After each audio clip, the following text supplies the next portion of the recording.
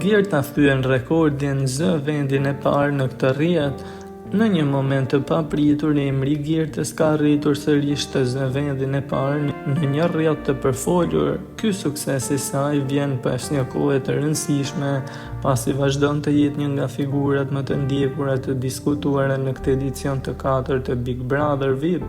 Me një kombinim të shkëlqyer të karakterit, por edhe talentit për të nuhatur situatën, Gerta ka arritur të kapë vëmendjen e publikut, duke i bërë ata që të flasin në çdo moment. Rekordet e reja, të cilat i thyeshin nga gjesti pothuajse javë pas jave, duket se këto kohë të fundit po mbajnë emrin e Gerta Giçarit. Ishte ajo vetë e cila fillimisht në Instagramin e saj postoi një rekord që sipas saj ajo kishte thyer, duke qenë banorja me më shumë nominime në historinë e Big Brother VIP Shqipërisë, teksa sipas saj ja ka kaluar edhe Angel-et. Madje në këtë postim ishte Anaj Kaloti, shfituesi Big Brother, i cili e përqiheshi duke thënë se ajo nuk ka qenë banorja më e nominuar në Big Brother, pasi ka qenë ai nga fillimi deri në fund.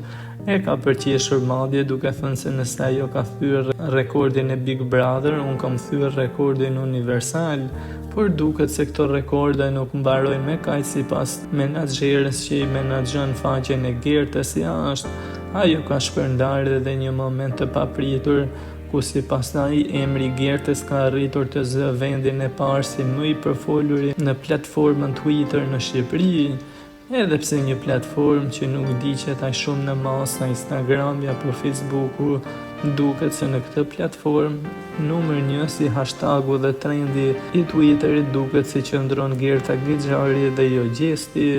Në komentet e këtij lajmi të ndryshëm janë edhe pikpamjet, teksa fansat e gjestit thotë se në Kosovë është një platformë e cila pothuajse nuk përdoret fare. Edhe në përbot, përdoruesit e Twitterit kanë rënë ndjeshëm, teksa ky rrjet social pati problemet edhe në Amerikë, aty ku është krijuar.